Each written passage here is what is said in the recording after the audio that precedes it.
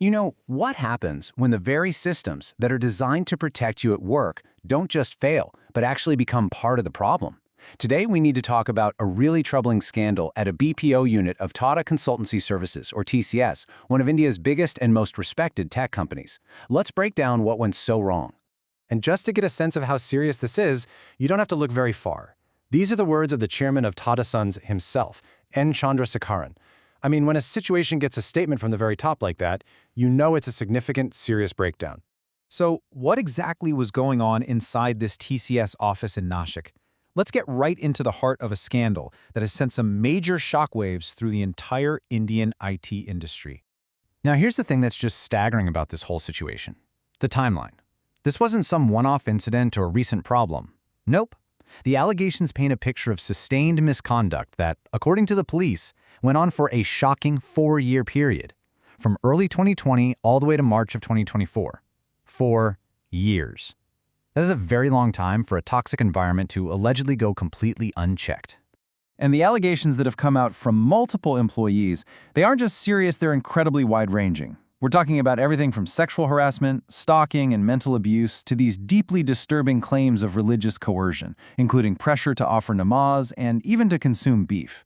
The formal complaints escalate all the way up to rape and breach of a promise to marry. It's a truly, truly awful list of alleged workplace misconduct. So, with allegations this severe, you're probably wondering, how did this all finally come out?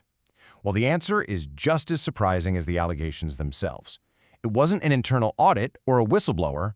It was a month-long undercover police operation. The whole thing didn't get started with an HR report. It began completely outside the company's walls. Back in February 2024, a family went to the Nashik police. They were deeply, deeply concerned about their young daughter.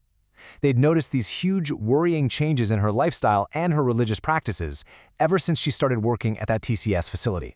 And that one family's complaint set off this unbelievable chain of events. The police deployed female officers to go work undercover as housekeeping staff inside the BOPO for almost a whole month. They watched, they listened, and they gathered evidence. It was only then, in March, that the first official police report, an FIR, was registered. And that single act of courage, it just opened the floodgates. More victims started coming forward, and that led to a total of 9 separate FIRs. The fact that it took an extraordinary police operation like this raises a massive question, right? What on earth happened to the internal systems that are supposed to prevent this kind of thing? This points to an alleged and just catastrophic systemic breakdown. It really forces us to ask if the policies on paper meant anything at all in practice. To really get that breakdown, we first have to talk about India's POSH Act from 2013. This is a huge piece of legislation. It's not just a set of guidelines, it's the law. It legally mandates that every single employer has to provide a safe work environment and must have a formal, structured system for handling complaints of sexual harassment.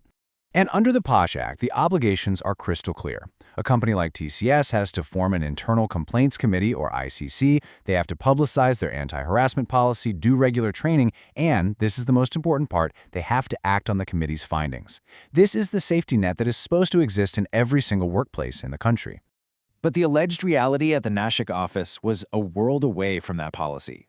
Victims are claiming their complaints weren't just mishandled, they were repeatedly and completely ignored. In one really shocking instance, a senior HR manager who was part of that official POSH safety net allegedly told the victim to just let it go. This suggests the very department that was meant to be the custodian of safety was in fact allegedly complicit, leaving employees with absolutely nowhere to turn. And industry experts are pointing to exactly this as the critical failure. As one executive put it, the single point of failure was HR acting as a gatekeeper of information. Think about it. When the people you are supposed to report these things to are actually part of the problem, the entire system is just designed to collapse. And it looks like there's a digital trail. Police are now digging through a trove of 78 emails and chats that were reportedly sent to management before the police ever got involved. This evidence could be absolutely crucial in figuring out just how much was known internally, and more importantly, when. So once this all came to light, as you can imagine, the reactions and repercussions were swift and significant, both from inside the company and from the public. So far, police have arrested 7 employees in connection with the case. And these arrests aren't just of junior staff. They include team leaders and critically, a senior HR manager. That really underscores the alleged involvement at multiple levels of the office hierarchy. This table breaks down some of the key people accused, and you can see the alleged complicity went way beyond just colleagues. It included management. The fact that an HR manager, Nita Khan, was arrested after she was initially reported as being on the run, well, that points to just how severe the internal breakdown might have been. This wasn't just peer-to-peer misconduct. The allegations point to a systemic issue involving people in positions of power. For its part, TCS issued a statement, and they reiterated their long-standing zero-tolerance policy.